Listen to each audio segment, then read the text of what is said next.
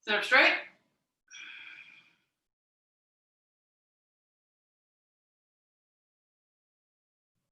Press your hands down to lengthen your side waist, your side chest. Keep this length in the torso as you rest your hands on your thighs and close your eyes.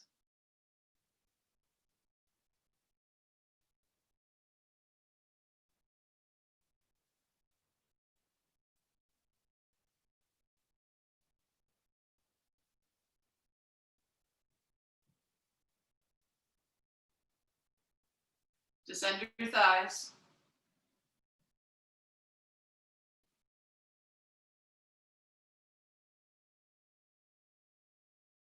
With even and equal weight, your two sitting bones lengthen up through the front of your body.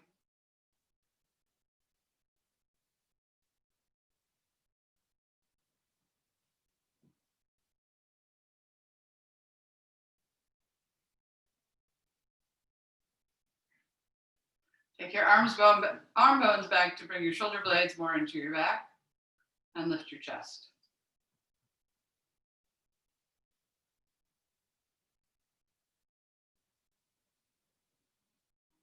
Soften your neck and throat.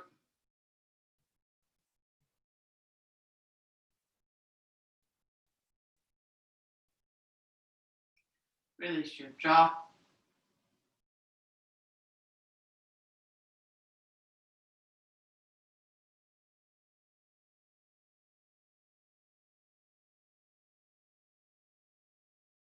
Rest your tongue into the base of your mouth.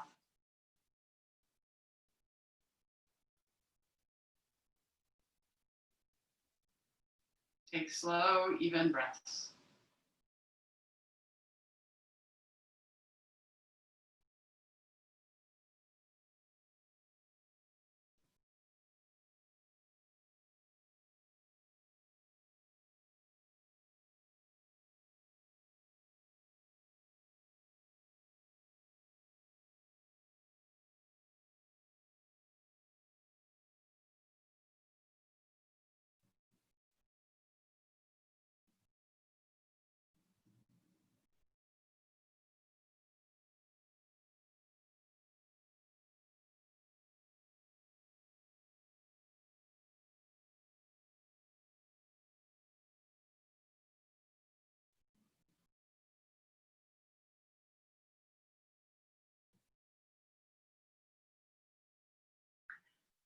And then gently open your eyes.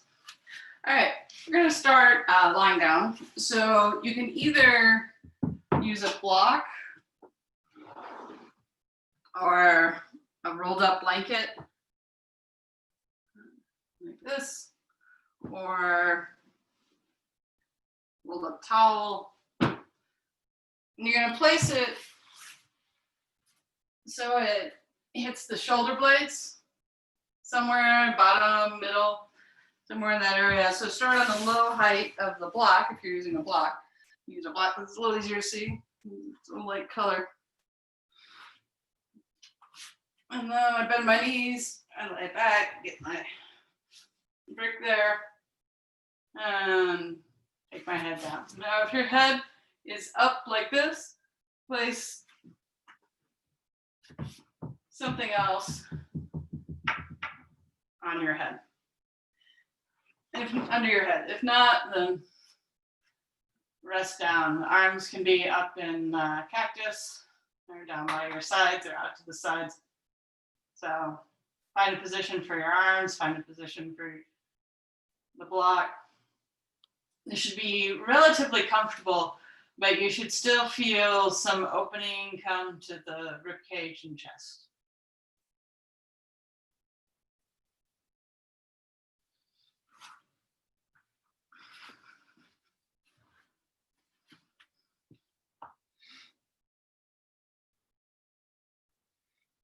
Press your thighs down.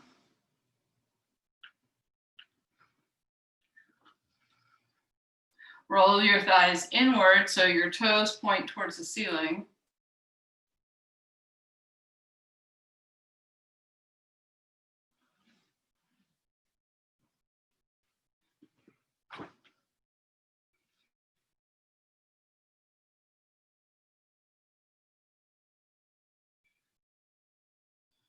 As you inhale and exhale, see if you can move the ribs out to the sides, getting more space in between the ribs.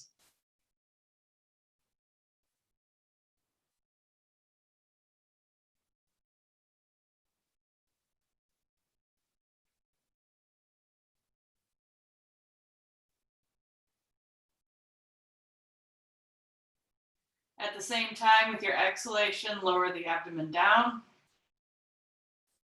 So the focus of the breath is to move the rib cage and keep the abdomen relatively still. I mean, don't force it, but if you can just breathe through your rib cage, do that rather than the belly breathing that is sometimes taught.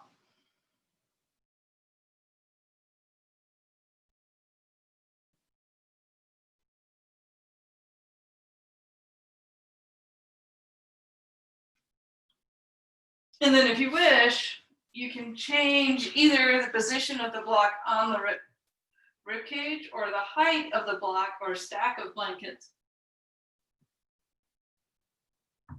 underneath the shoulder blades, or both.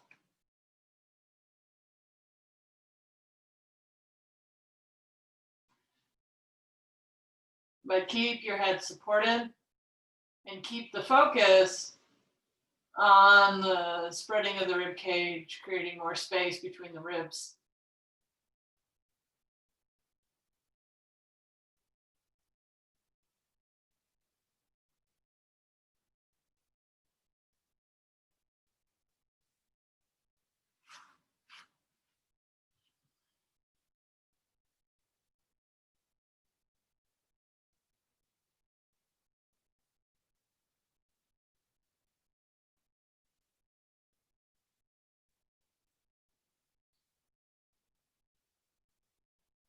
And you can try moving your torso up and down over the brick or blanket to see if it feels any different in a different spot.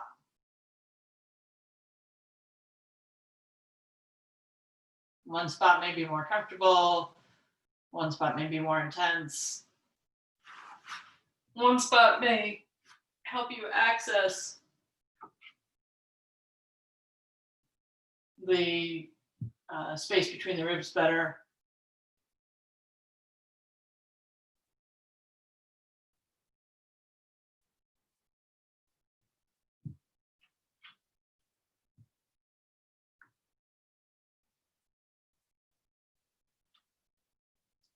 And bend your knees. And either roll to your side or press your elbows down and lift yourself back up. All right. Come into Adho Mukha Svanasana, downward facing dog. Now place your hands, spread your palms, tuck your toes underneath, and lift your hips high.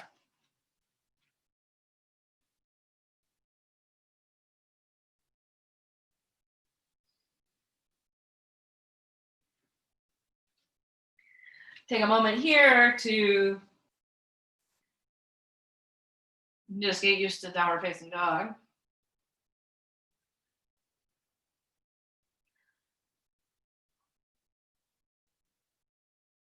Then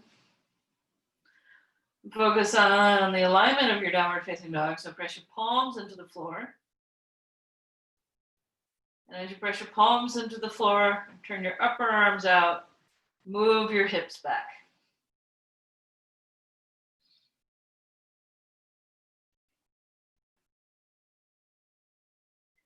At the same time, press your thighs back.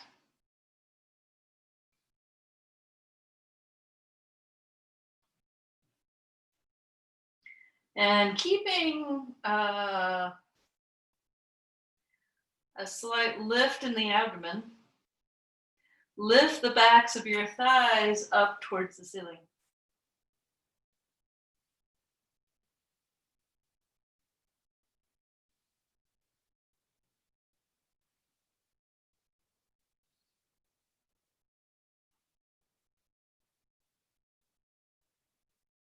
Then move your chest towards your thighs.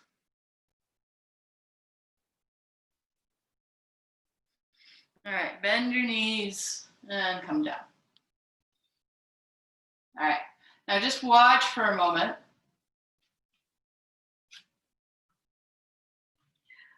So I want to focus on lifting here without moving, so the backs of the legs, if you didn't see my hand, at the same time as moving the chest towards the thighs. So when you come up onto your toes, you can come up like this, and that's the way I want you to come up, but the tendency is to come up like this. So hopefully you see the difference between this and this. All right, so we're going to come up on our toes a couple times, and I want you to come up lifting the back of your thighs up rather than moving your torso forward. And it might take a few times. So come back up into Adho Mukha Svanasana.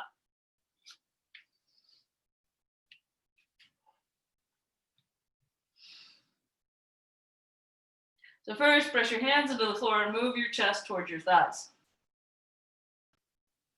Keep your abdomen slightly lifted.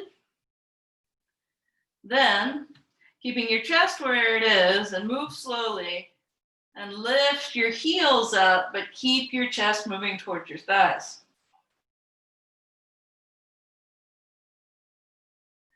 Then lower your heels down.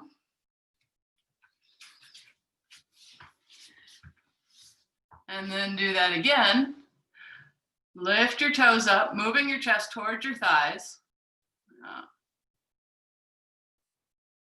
And lower your heels down. And then one more time, lift your heels up.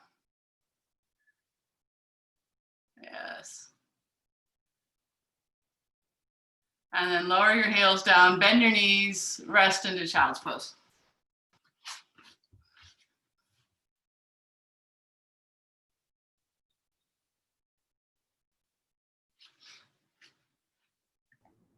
This is so good, Mary. Oh, good. This entirely, I see a lot of difference in my stomach and here. Thank you.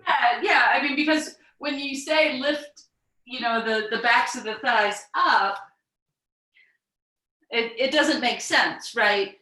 I mean, you can't lift this part, but what you can do is this. I don't know, like I'm trying not to tilt my pelvis, which would look like that. So I'm trying to move my chest towards my thighs, lifting the backs of the thighs up, rather than just moving from the pelvis or moving from the legs. But that movement from the legs is what I'm talking about. Yeah, the backs of the thighs up. Yeah. Thank you.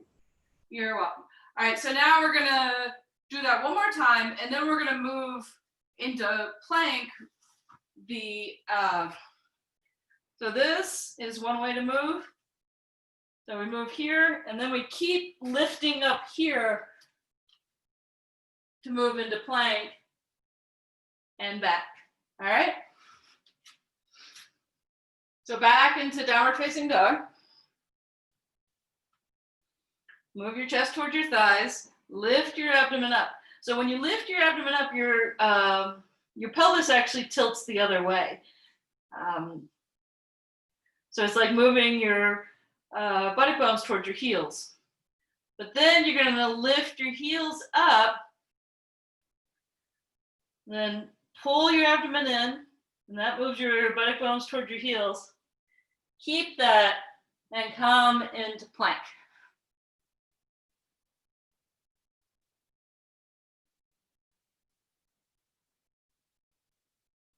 Then back into downward dog.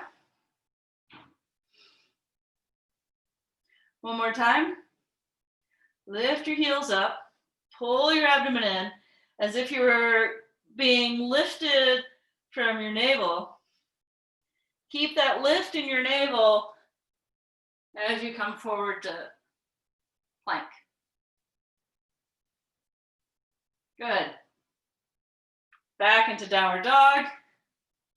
And then walk your hands back towards your feet. Fold forward in Uttanasana. Here again, lift the backs of the thighs up. So now the buttock bones for most people will tilt towards the ceiling.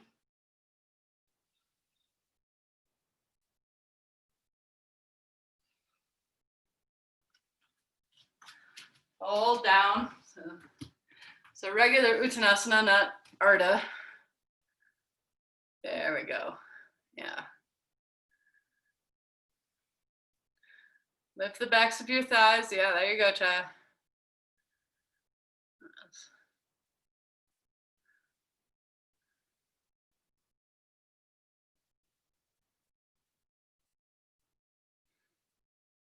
Place your hands on your hips and come all the way back up.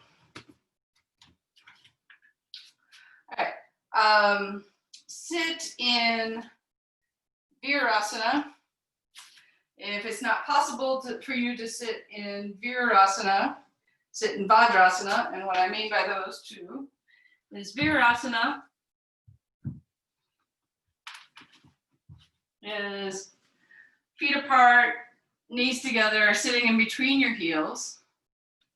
Vajrasana is sitting on your heels. If that still doesn't work, you can place a blanket or 6 blankets, or whatever, a block, and that might work. And if none of those work, you can sit in Sukhasana. Easy cross-leg. All right.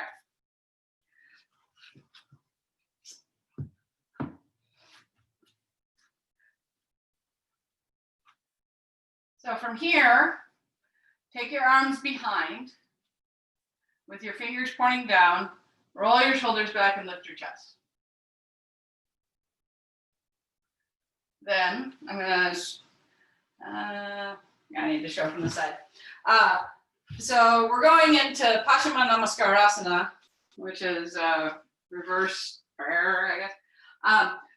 But when you turn your fingers toward your back, you actually have to round your shoulders forward because it's an internal rotation of the shoulders. So roll your shoulders forward, point your fingers toward your back, and then up your back. All right. And then if that's still going well, then you can move your hands up your back.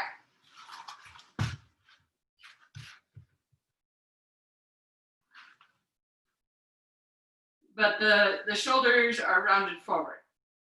And when the shoulders are rounded forward, it's much harder to bring the hands together no matter where they are. So once you get your hands as high up as you're going to get them, roll your shoulders back and bring your palms together. Now, one of the things that rolling your shoulders back will do is create a little divot in the middle back for your hands to go. So if your hands are together, press them together. If they're not all the way together, see if you can roll your shoulders back some more to bring them together, or lower them down your back to bring them together.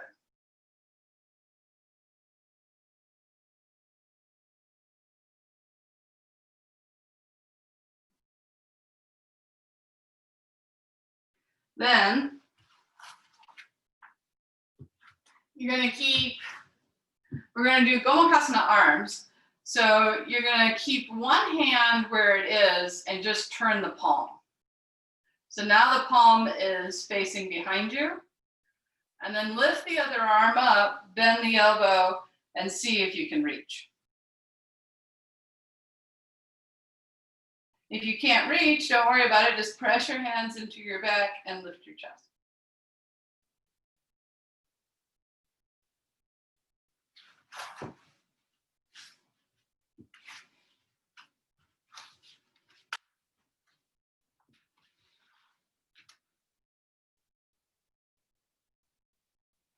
All right. Now take your top hand and bring it around behind and see if you can join it to your bottom hand. Then release the other arm, turn the palm to face your, behind you. Lift up and reach down.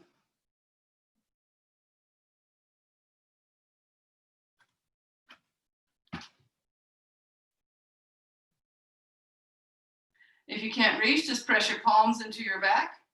Lift your chest. And if you can reach, see if you can pull the bottom one up a little bit. So when you go back to Paschimottanasana, maybe you're a little higher.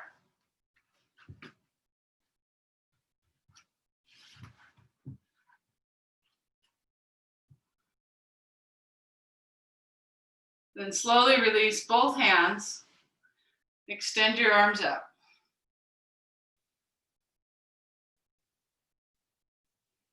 Then bring your index finger towards your thumb. And then your middle finger towards your thumb and keep the other two pointing out.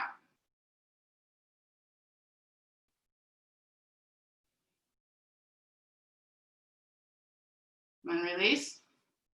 Now, join your hands, little finger side together. Join your elbows together. Place your fingers pointing towards your knees and place your, oh, you can't see that. They look like this. Fingers towards the knees. And then I place my hands on the floor. All right. If that's going well, bend your elbows.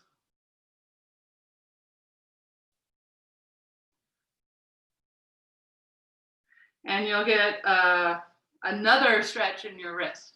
If it's not going well, don't worry about it. You can even come up onto your fingertips.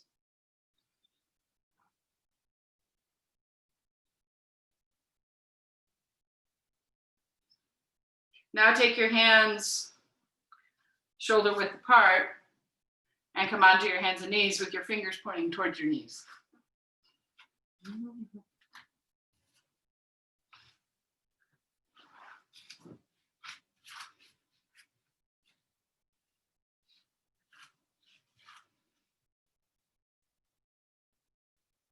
Okay, now we're going to move the hands around in a circle. So take the fingers out so the fingers point opposite each other. And then forward. And then towards each other.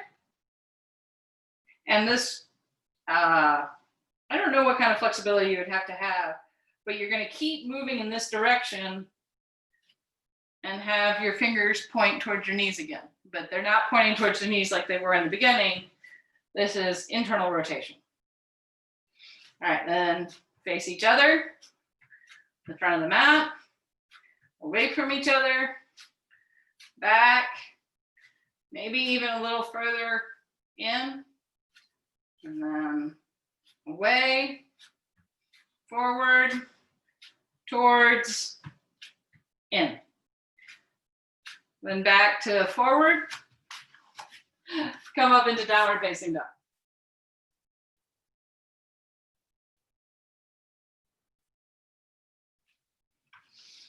See if, I mean, for many of you, that's a lot of wrist work, but it also works the shoulders to help downward facing dog feel a little more integrated.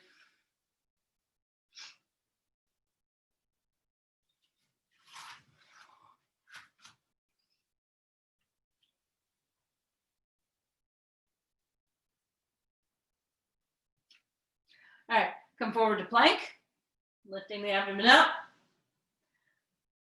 Lower the hips, lift the chest, upward facing dog. Downward facing dog. All right, come down. So we're going to do that a few times. So in if downward facing or upward facing dog is particularly challenging, or if downward facing dog is particularly challenging, you can have a pair of blocks. And I think I showed, well, not everyone will have seen this, but how you can tilt the blocks a little bit, and that helps the wrist. So just by folding up a sticky mat a few times,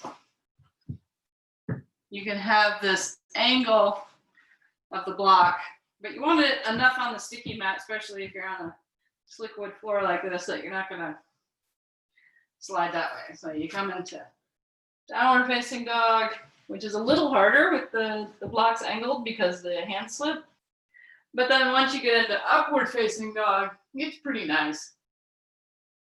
All right. So we're gonna do that a few times. So either with or without blocks. I personally like flat blocks because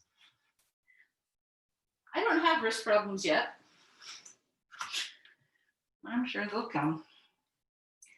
All right, downward facing dog, Urdhva Mukha Svanasana. Come forward to plank, keep the abdomen lifted, keep the thighs lifted. Come up into Urdhva Mukha Svanasana, upward facing dog. Your toes can point back or tucked under. Lift from the abdomen, come up into downward facing dog. One more time. Lift from the abdomen, come forward, upward facing dog, shoulders back. Imagine that your hands were still in Paschimottanasana and they were pushing into your back and rolling your shoulders back. Back to downward facing dog, lifting from the abdomen. Last time, lift from the abdomen, roll to upward facing dog through plank. Press your thighs up. Then pull your abdomen up. Downward facing dog. Then walk your hands and your feet towards each other. And either hands on the ground, on your shins, or grab your opposite elbow and hang down.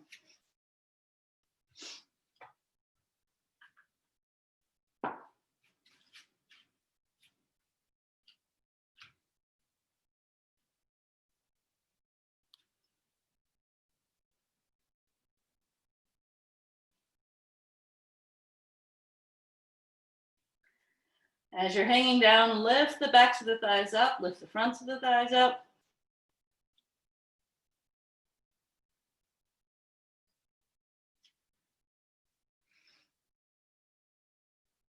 Keep your legs straight.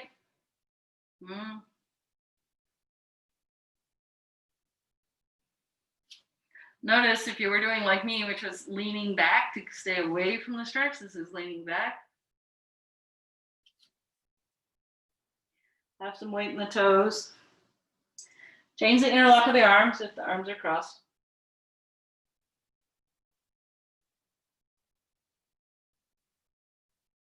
Place your hands on your hips. Inhale, come all the way up.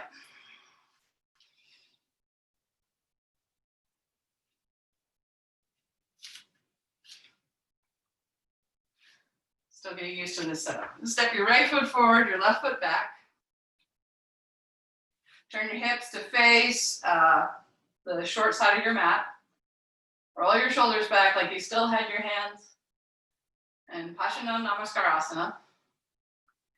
Your right toes should be facing the front of the mat.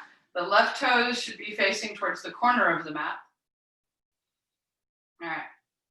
Now press your left thigh back as if you were trying to lift it towards the back of the thigh. Lift the front of the thigh towards the back of the thigh. And then bend your right leg.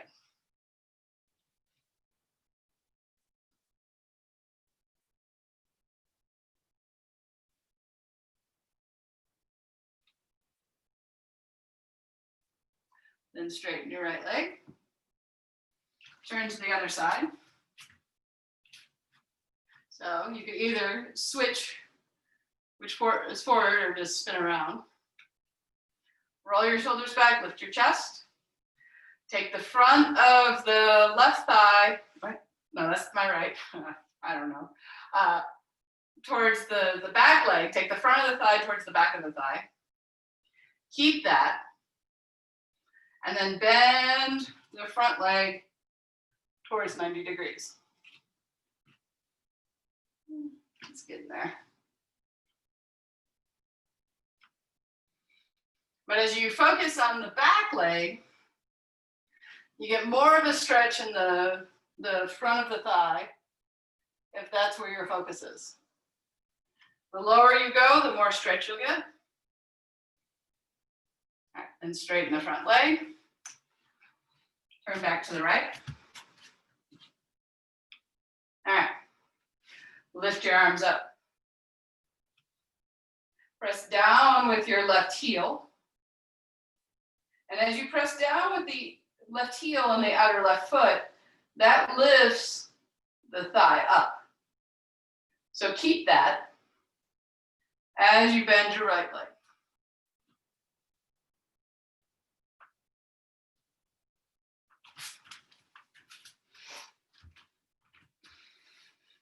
Oh yeah, keep going. Let's get a little more bend. There we go. Yes, but keep pressure on the outside of the left foot. Bob, try turning your foot in a little more, your back foot. Yes. Yeah, all right. Then straighten your right leg. Turn to the other side.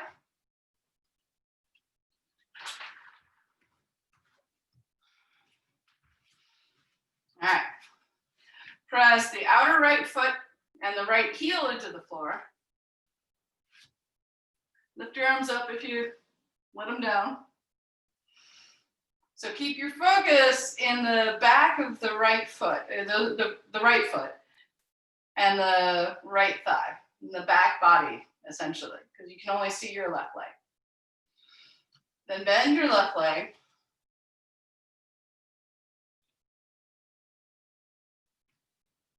And it's almost like you're trying to pull your legs apart. So as the right leg moves back, the left leg moves forward.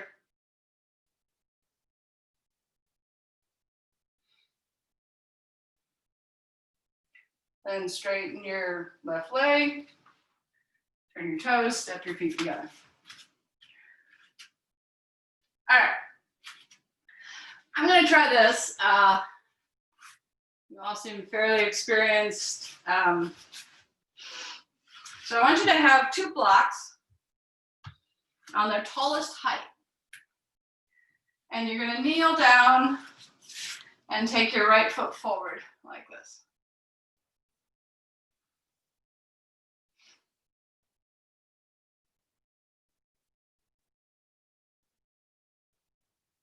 All right. So the first thing you can do is just fold forward over your front leg. And in this position, this is all, for me and probably for you, is all hamstring. All the sensation I'm getting, other than having weight on my knee, is the back of my right leg. So you can go as far down as your right leg will let you. You can be on the blocks or not. All right. Then come back up. And staying on the blocks, keep your right leg straight and just move your hips forward.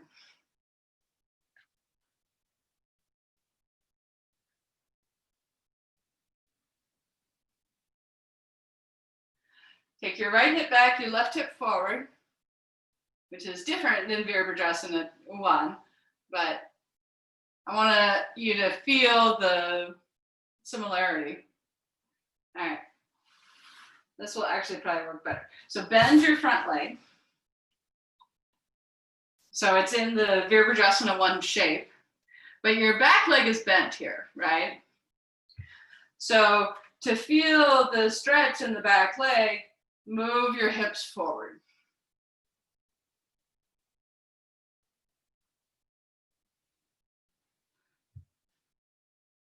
And the more you move your hips forward and keep your chest lifted, in fact, I want you to try that. First, lean forward and see what you feel in the back, front of the hip. And then walk your hands back and lift your chest up and see what you feel in the front of the hip. And chances are you're going to feel more of a stretch with your chest lifted up. Which is why when you do Hamanasana, splits pose, it's much easier to actually bend forward, even though it looks more impressive, than to keep your chest lifted. All right, switch sides. Left leg forward. First, left leg straight and walking over, bending over towards the left shin.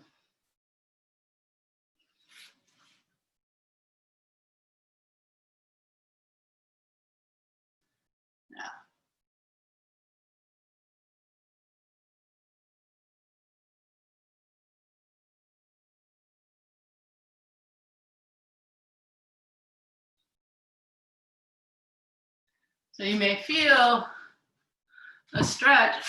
Kathy, straighten your front leg. Yes. No. Stay upright. Yes, but straight. There we go. Now fold forward. Yes, like that.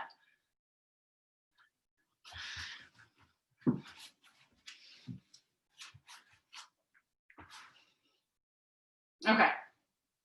Then come back up and now bend your front leg and lean your hips forward.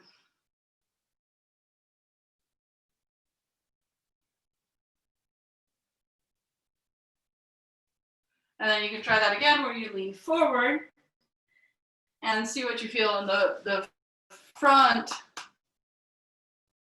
of your right thigh. And then lift your chest and see what you feel in the front of the right thigh.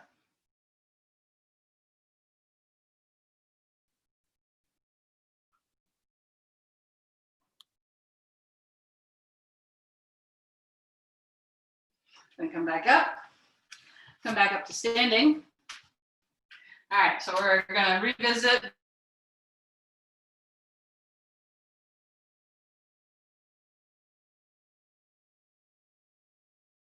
this way. So right foot forward, left foot back. Turn your hips to face your right foot. Press down strongly with your left leg. And then lift your arms up. Because as you lift your arms up, you get, it's a,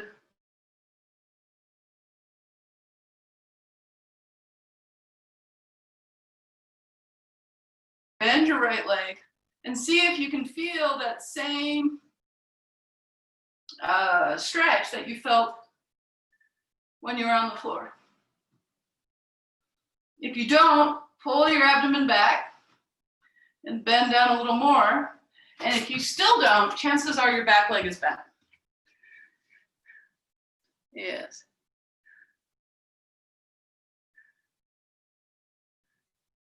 Now straighten your right leg.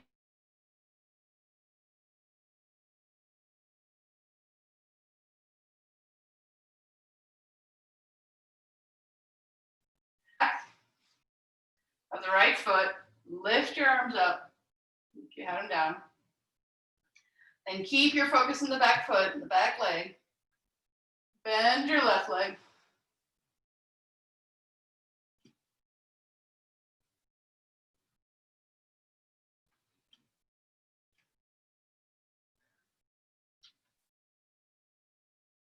And if you don't feel the same stretch that you felt before, lift your abdomen up, extend your arms up so you can get more height in the torso. If you still don't feel it, see if you can push more with the right foot. Straighten that leg more and more. And then straighten your left leg. Turn, step your feet back together. All right, Virasana Padottanasana. Take your feet wide. With an exhalation, fold down.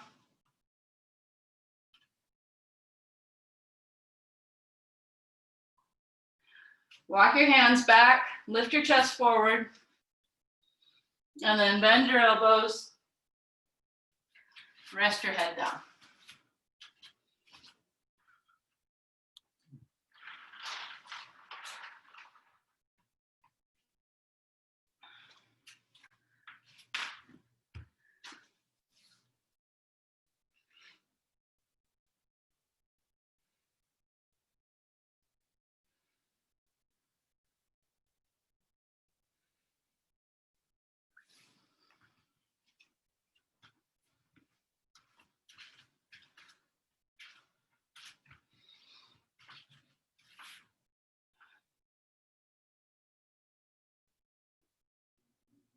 Keep lifting the backs of your thighs up. Keep lifting the fronts of your thighs up. Keep your, relax your neck.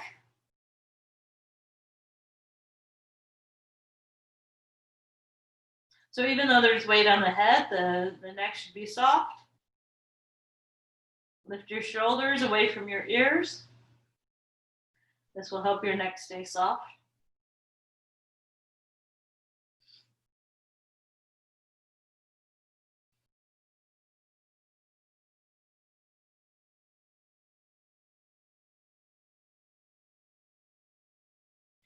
Walk your hands forward, lift your chest, take a full breath.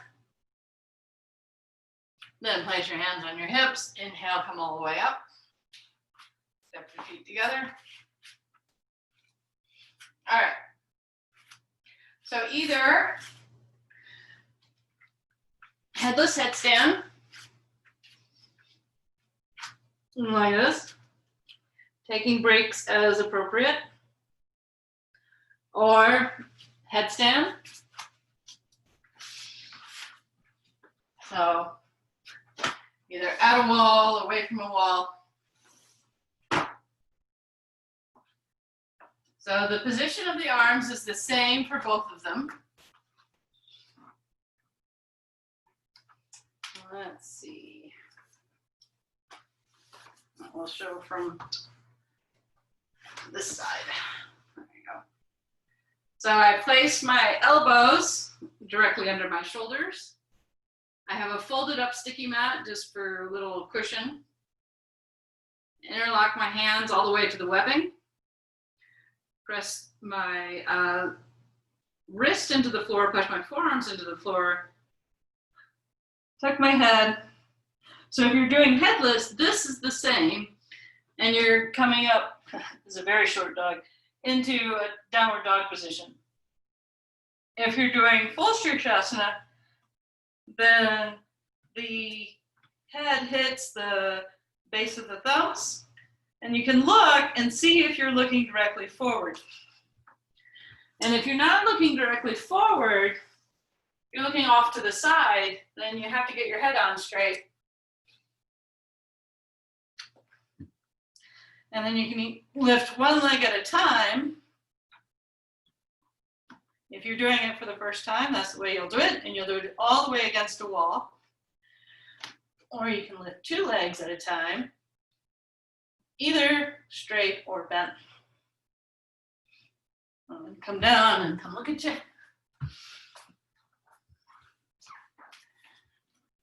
Yes.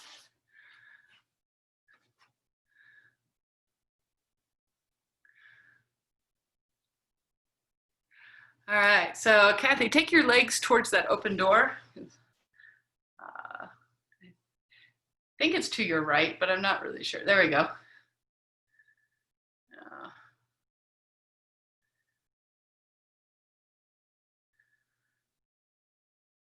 That's good, y'all. Yes, yes, you can do the same exercise here, Chaya. But try not to lean forward. Yeah, a little harder in that one.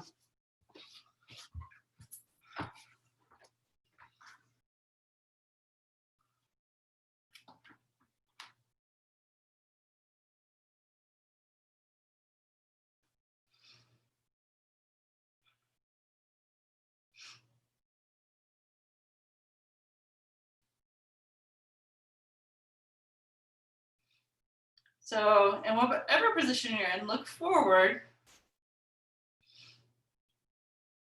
If you have lines on your floor, that helps a lot. Because you can kind of tell, even if you just move your eyes, you can tell how it moves the weight on your head just by moving your eyes. And in fact, if you're not on the crown of your head, you can also do it. You can also feel the difference. It's subtle, but you can. If you look up towards the ceiling or look down towards the floor.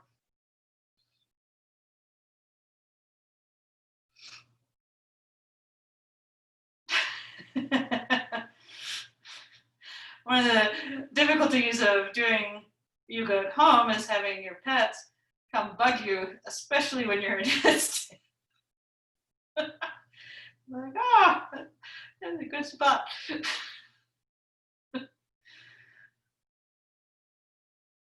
I had to lock my pets out of the room. All right, when you come down slowly, but also focus on lifting your shoulder blades up towards your hips. So either 2 legs at a time, focusing on pressing your forearms into the floor, shoulder blades up, rest your head down, child's pose, or some facsimile thereof.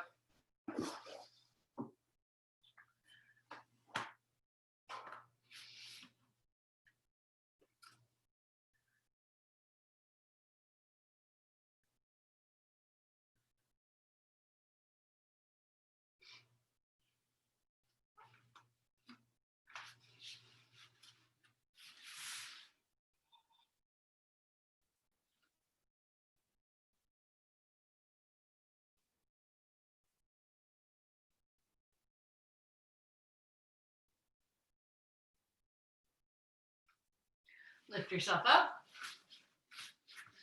All right. So full arm balance, handstand, Uttanasana Virasana. So you're either going to measure, or you could do both. You measure the length of your leg against a wall, not just randomly.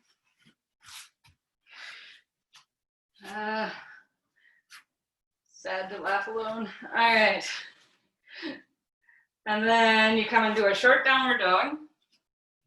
Lift one foot to where your hips are. So my left foot is in line with my right hip. And then come into L pose,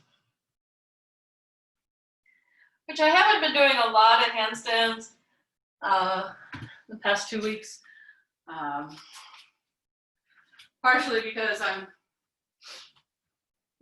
doing a lot of restoratives, actually. I'm getting used to this dryness and the change in altitude, but I'm ready for them again. So you can either do that way or, let's see, maybe this way. Kick up into full arm balance. Arms are shoulder width apart.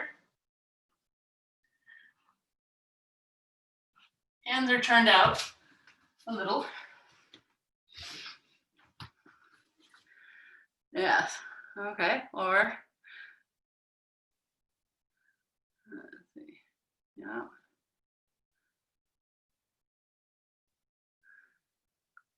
Right. So if you're not going upside down, you should be taking your leg to the side. Yes, for whatever reason. So once you try it with one leg and you're fairly adept with one leg, switch legs and then feel like a beginner all over again.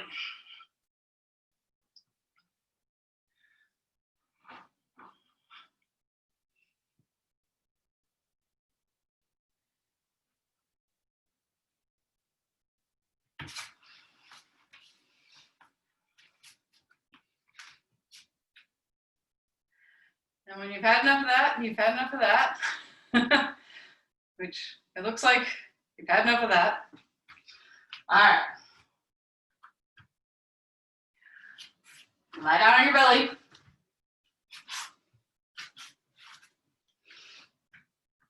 Tell the truth on your back. So belly down. Point your feet straight back, getting ready for Bhujangasana, Cobra Pose. So have your hands by your mid to lower ribs. Lift your quadriceps up. Press your toes into the ground.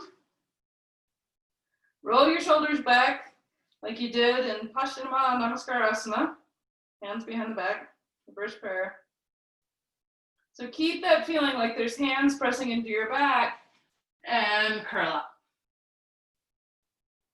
Press your feet into the floor, lift your chest, roll your shoulders back, press your hands down to lift yourself a little higher, and then roll back down.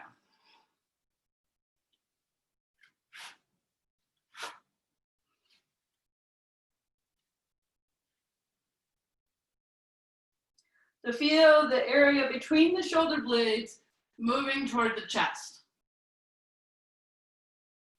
Roll your shoulders back, bring your shoulder blades into your back. Look forward. Press your feet into the floor and lift your quadriceps away from the floor.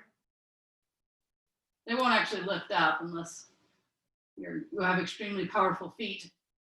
But they should get a little lighter and then just kind of flopping on the floor. So when you engage your quadriceps, they lift a little bit off the floor.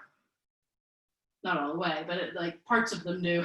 It depends how many parts of quadriceps you have. So anyway, I digress. Rolling your shoulders back, press your hands down, curl up, Bhujangasana, Cobra Pose.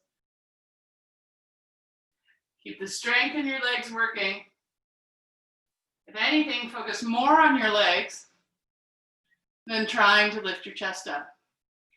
If you want more of a workout, keep your elbows bent. Yeah, a little more on the biceps and triceps that way. And then come back down.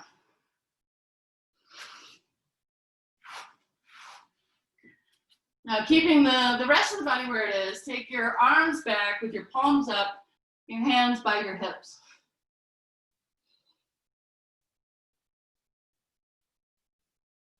Engage your quadriceps.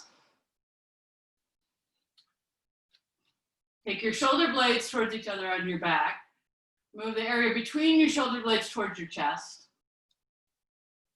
Take a breath there. So in order to do this, you probably have to lift your head up. Then lift your chest a little higher. Keep your legs engaged and lift your legs a little off the floor. Don't worry about how high you lift your legs. Think of how much you lift your legs. So I know that sounds the same, but a lot of times we tend to lift our feet rather than the leg. So think of how much of the quadricep you can get off the floor rather than how much of the foot you can get off the floor. And then come back down.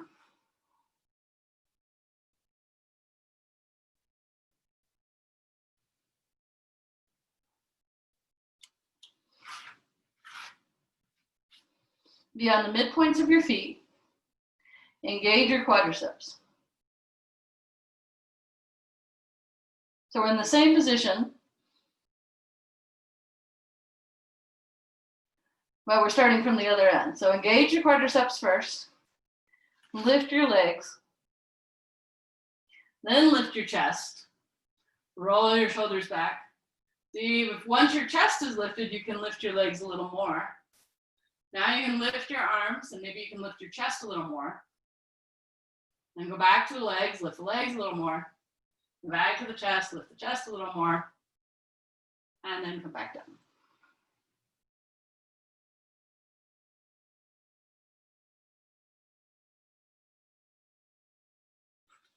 Next pose is Virasana, Bow Pose. So if you need a little padding under your hips, take it now. So just put a blanket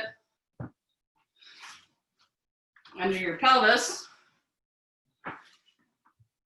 or fold your mat in half. That will also work.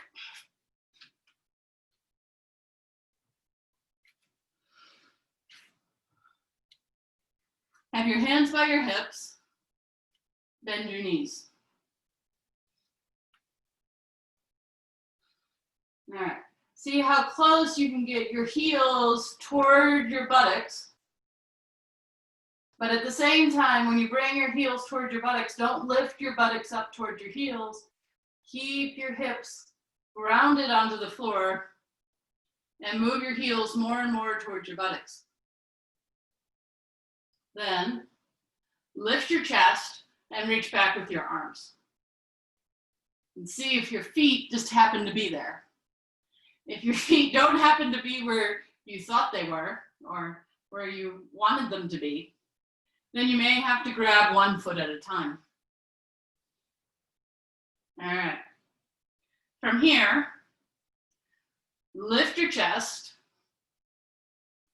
Bring the area between your shoulder blades in. Look forward. Then lift your legs up and kick into your hands. Then lift your arms up to lift your legs higher. Then come back down. Make a little pillow for your head. I have to admit that before I started doing these Zoom classes, these online classes, I thought my down your asana was a lot better. Until I looked and I was like, I'm not that high up. I mean, I'm high up enough, but I thought I was really high. I really thought that I was way up there. Not even close. Not even close to what I thought. All right, we're gonna do it again. The same thing. See if you can bring your heels in towards your hips, press your hips into the ground, and then reach back with your hands and see if your feet, where your feet are. Yeah, there we go. That's it. Roll your shoulders back. Now, this time, lift your legs first. Keep your knees in line with your hips. They don't touch. I mean, I guess you could say in the final pose they do touch, but don't worry about that. But don't let them go wide.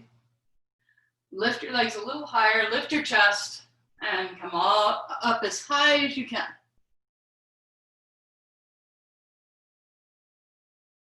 And then come back down. And I'm running out of time.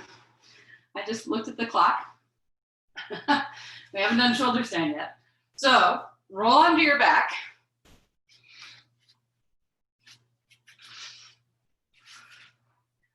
This is very similar to Padasana.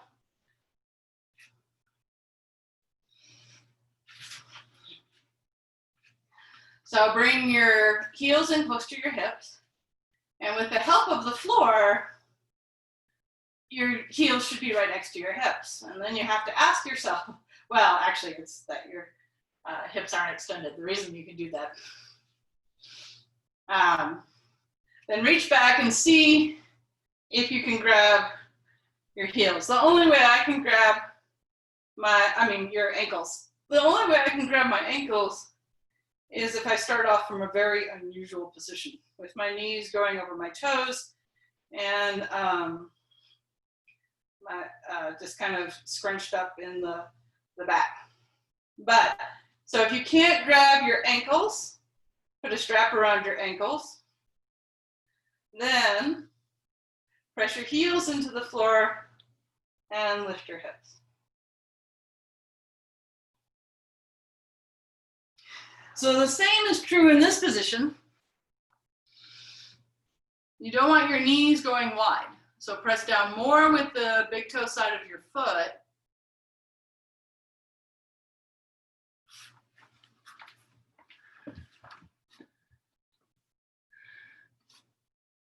And keep your knees towards each other. That's better, Amelia.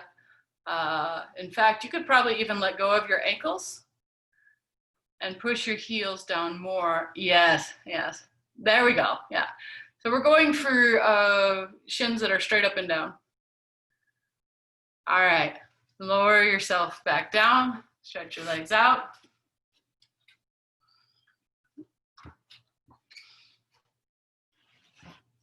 All right, so it's time for shoulder stand, or whatever you do when it's time for shoulder stand.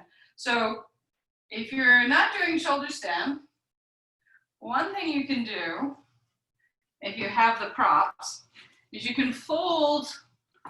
You can just set up for shoulder stand if you're trying to shoulder stand. You don't have to watch this, but you fold your blankets lengthwise, at least 2, but up to 4, depending on the thickness of your blankets. I'll just show 2. And then you don't want the sticky mat.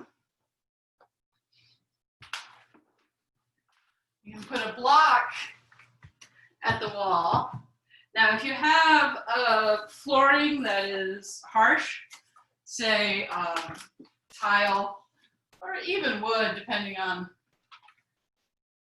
how your head feels, you probably want something under your head too. So that goes this. All right. So the way to get into Setubandha supported Setubandha Virasana is to put your shoulders in first. So my shoulders are on the floor, my head is on the floor, but this is supporting probably the same area that block that we began with was supporting. And then I put my feet on a block at the wall and stretch my legs out like this. So this is for those that, for whatever reason, are not doing shoulder stand. Now, if you don't have this kind of setup and you don't have a bolster would also work here, then you can do supported bridge or Chatushpadasana with a block like this. And if you don't have a block, then you get to do it without support. Lucky you. So I'm going to set up for shoulder stand now. Some of you are already there.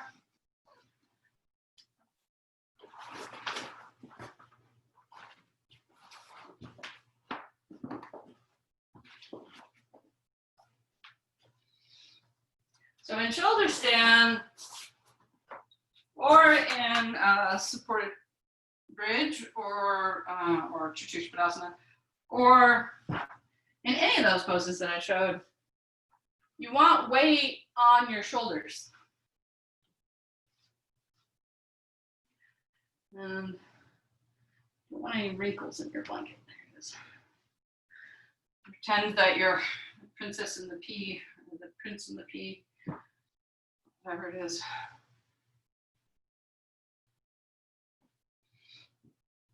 So one of the ways to get more weight on your shoulders and less on your neck or your elbows or wherever it happens to be is to make sure that your shoulders are well rolled under.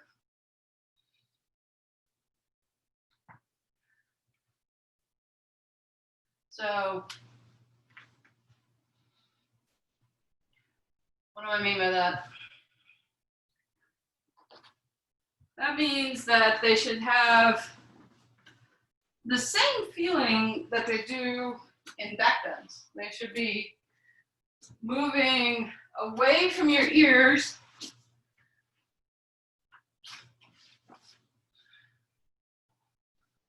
I roll my shoulder under by turning my upper arm out, and that's just because that's where I'm actually rolling this part, but it's easier to see if I turn the arm out, as if I'm grabbing my ankles, all right? Roll, roll. And then I keep that shoulder blades coming in, and I come in through Halasana, because in Halasana, I can roll under even more. And then I take my hands as low down my back as possible and lift my legs up. And if I'm in decent alignment, the weight is on my shoulders and not on my arms. Nor is it on my neck and head. for many years, I tried to overcorrect by moving my weight more and more forward. I don't think that's correct. I want weight on my shoulders in shoulder stand. Now, when you're beginning, you're going to have more weight on your elbows, and that's okay. You want your neck and your throat to be soft. Don't grip your jaw. Don't scrunch up your forehead. Let your face be beatific, serene. At the same time, as the upper arms press down to lift the body up, the legs push up towards the ceiling to lift the body up.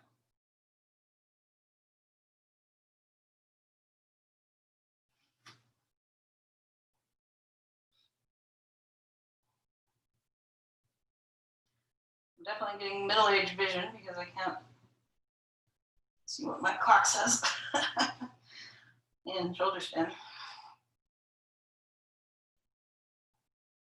Because I know I just got here, but some of you have been here a while. But the legs in shoulder stand are, the action of the legs is very similar to Shavasana that we did locust, where you try to move the legs as one unit, even though they want to move from the knee. So the thighs have to press back as the backs of the legs move forward,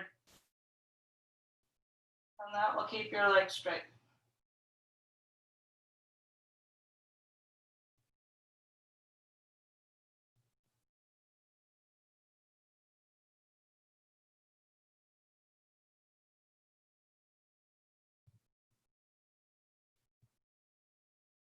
When you do Shavasana and Sarvangasana, headstand and shoulder stand, as difficult as this is, you want to have twice as much, or at least more time in shoulder stand than you did in headstand.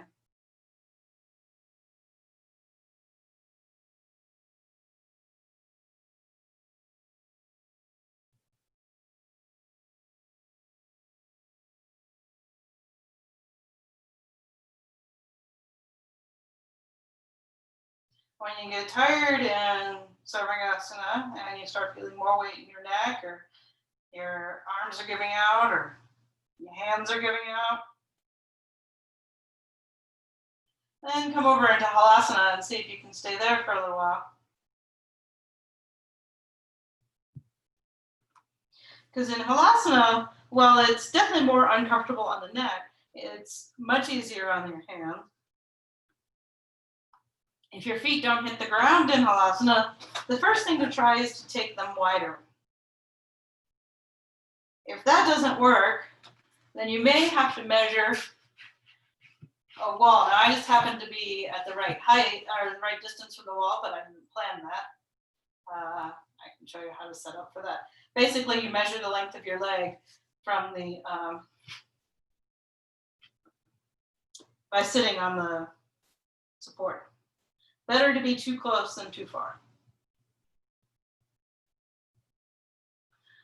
All right. Now everyone, slowly come down.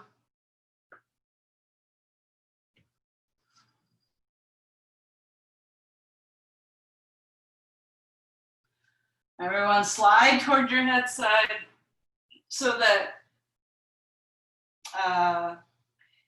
your neck and shoulders are on the ground.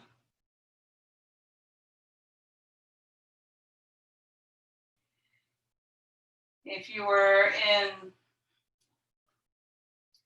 Setu Bandha, then you can move your props all the way so that you can cross your legs on top of the bolster or blankets and have your hips on the ground. If you're in shoulder stand, you can either have, if you're feeling a little tight in the back, you can bend your knees and scoot towards your head side so your pelvis tilts So the top of the buttocks are at the edge of the shoulder stand support, and that will stretch out your lower back a little bit.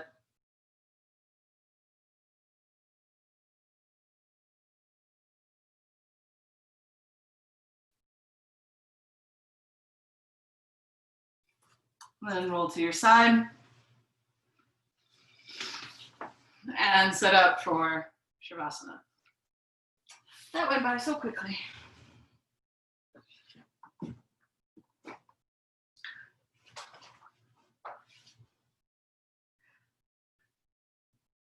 So lie down.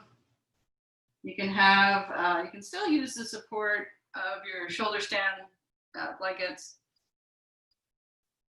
for your knees, for behind your knees.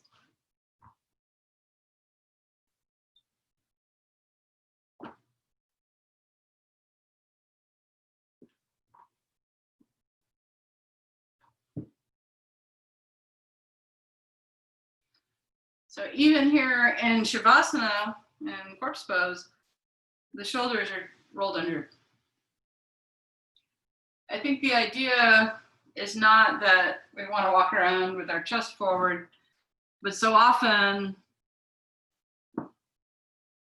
we walk around with the opposite, with our chest concave, that in class we spend a lot of time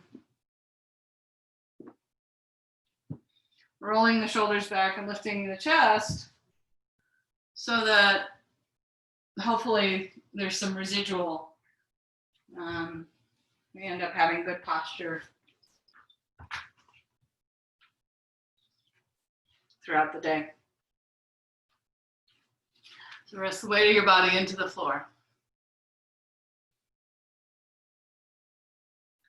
Soften your neck and throat.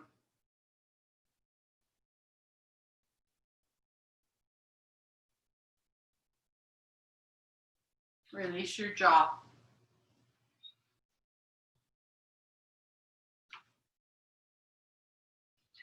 Spread your forehead to the sides.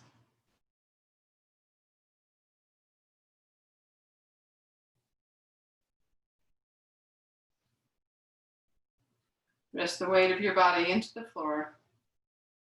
Rest your tongue into the base of your mouth.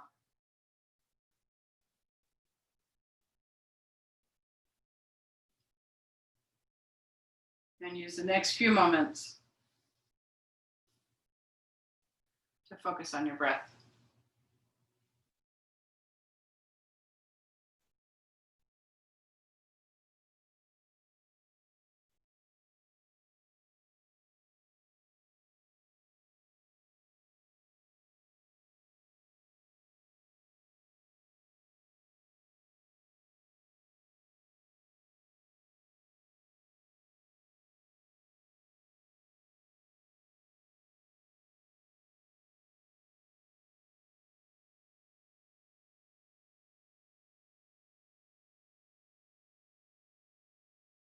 When your attention wanders, you can focus on expanding your rib cage.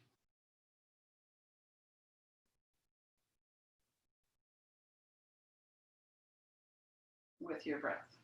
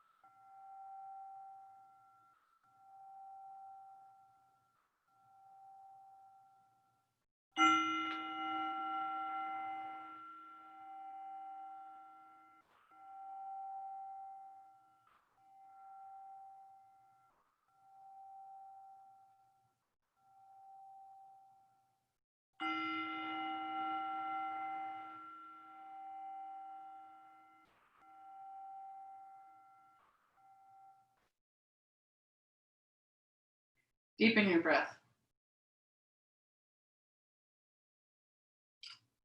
Bend your knees.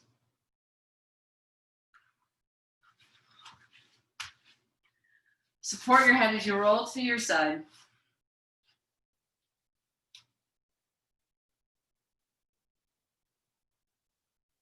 Roll a little further to your side and lift yourself back up to seated.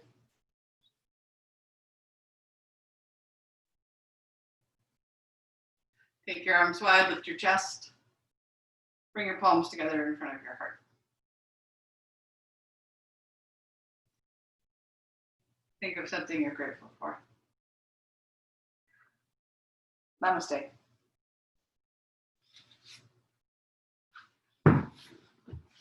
Thanks for showing up, everyone.